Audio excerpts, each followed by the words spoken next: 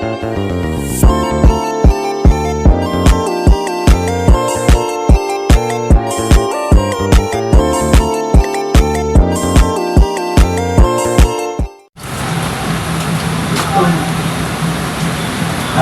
ko ng tubig-tama yung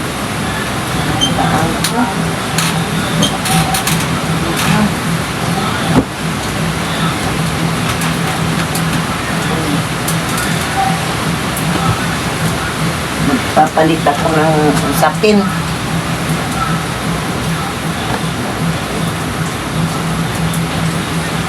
Ilinisan ko itong kwarto ko ay.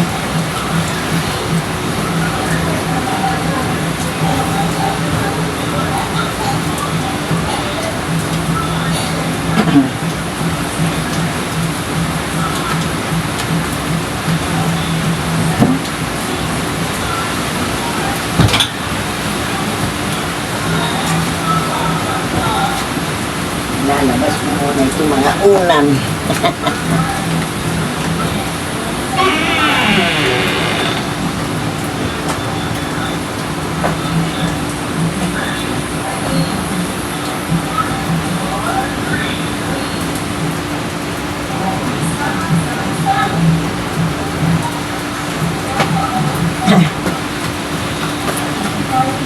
Papalitan ko ng sapin.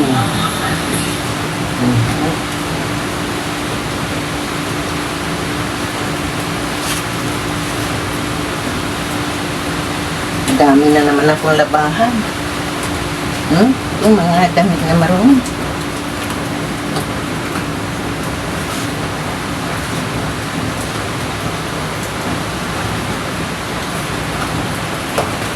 Maglilinis ako ng aking room. Yung kwarto ko ay lilinisan ko.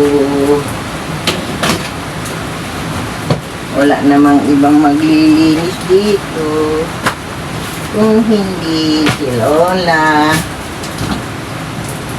Ayan. May mga notebook si Lola. Kasi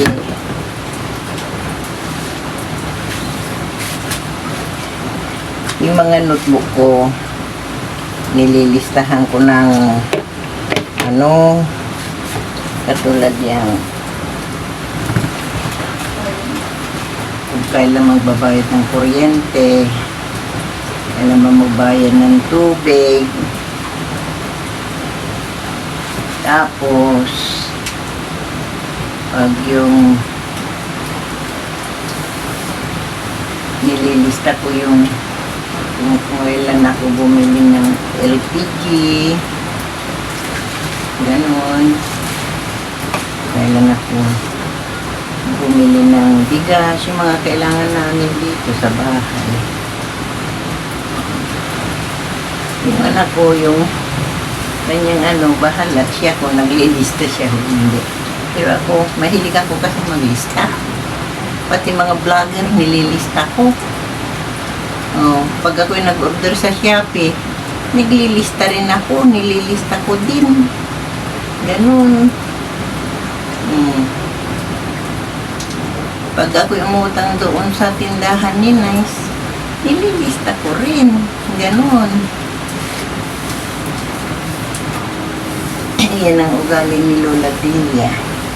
May mga reminders katulad ng mga bawal kainin sa diabetes, ano ang dapat kainin, ililista ko yan. Ganon. Pati pag nag-BBP ako, nililista ko rin. Inomonitor ko ang ang aking high blood, kumataas o hindi. Ganon din sa diabetes.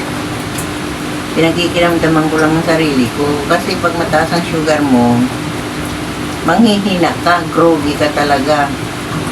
Yung bang ang mararamdaman mo pag yung mataas ang sugar mo, para kang nauups na kandila.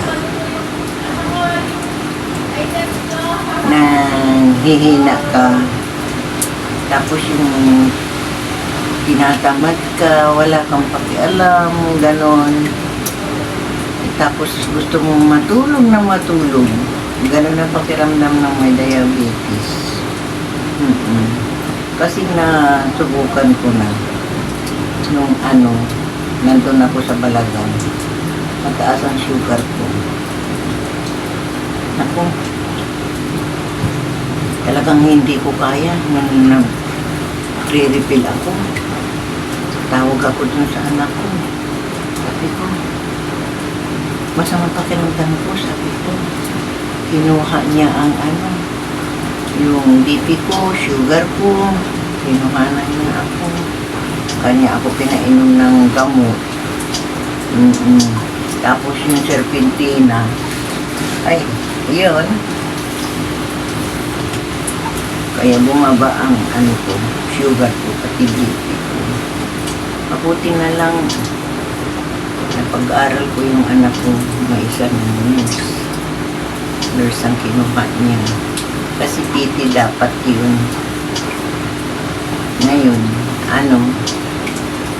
nag-shift siya sa nurse kasi sabi niya sa akin, Mama, maliit ako na tao. Sabi niya gano'n. Hindi ako pwede sa PT. Sabi niya gano'n. Kaya yun, nurse ang kinuha niya. Yung isa, nagpatuloy sa PT. Yung isa, kumuha ng bio. Biology ang kinuha niya. Kasi gusto niya mag-medicine. Nag-NMAT. Pasado siya yung nakuha niyang average. Pwede siyang mag-aral sa Ateneo. Kaso wala namang pera pampaaral doon. Pandito lang sa probinsya ay kaso nag-asawa na nga siya. Hindi natuloy yung kanyang pagiging doktora.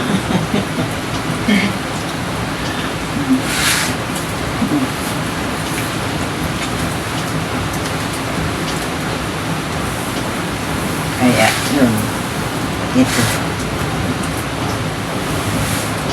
Ngayon, nagtrabaho siya sa ibang bansa. Ang anak niya, pinapag-aral niya naman ngayon. Papasalamat ako sa mga anak ko dahil masipag sila magtrabaho. Ginaya nila ang kanilang mama at papa na hindi nagpabaya sa pamilya.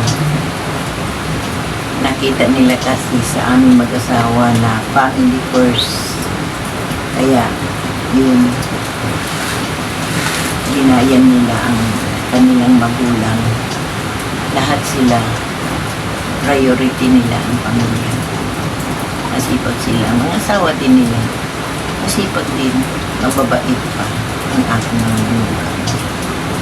Lahat sila mabait at masipag. Hindi sila magulong pamilya. Tahimik lang sila. Maganda. Pati mga apo ko rin, mababait din sila. Kaya lang itong mga apo kong kasama ko dito, may time na tamad sila magtrabaho. Ako luluto, ako huhugas. Pero may time din na masipag sila. Di pa rin parehas kasi siyempre pag nag-aamang estudyante, siyempre inuuna nila yung kanilang pag-aaral. Siyempre akong lola, naintindihan ko sila. Kaya ako ang gumagawa kasi naintindihan ko, love ko yung mga ako. Maganda nga yun kasi exercise ko. Hindi masama ang loob ko pag sila hindi gumagawa. Naintindihan ko sila. Natutuwa ako kasi hindi sila nagluloko sa pag-aaral. Masipag silang mag-aral.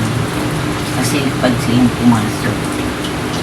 Kasi lagi ko silang pinapangaralan na kayo ang susunod na magpapamilya, mag-aral kayong mabuti para mayroon kayong maibigay na pagkain ng mga anak ninyo. Sabi ko lang, mabuti naman at mababait ang mga ako. nakikinig sila. Yun ang ano. Kaya ito, ngayon,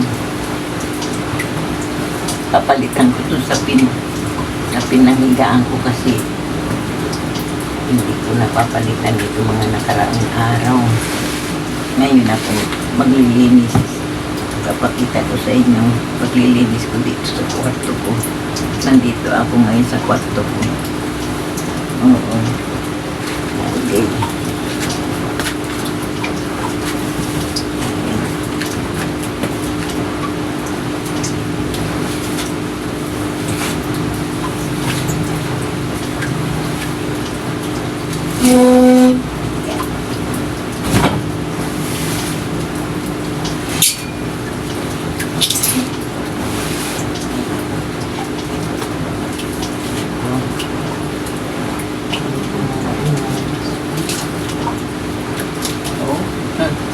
Dito itinapon yung ano balat.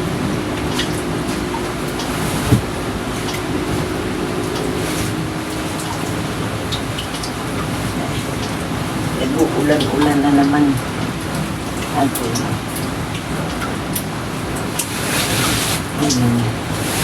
Ayun.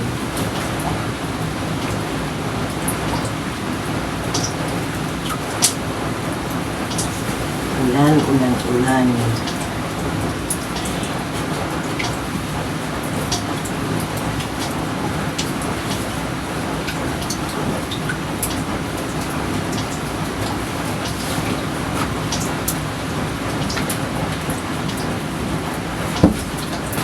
Maliit lang itong kwarto ko.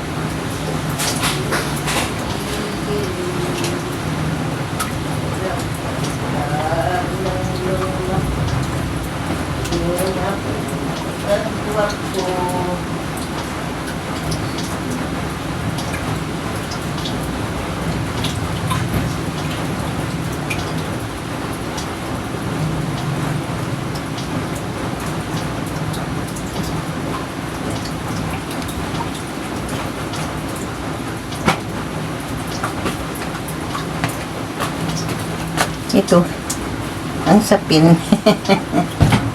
Nilalagay ko.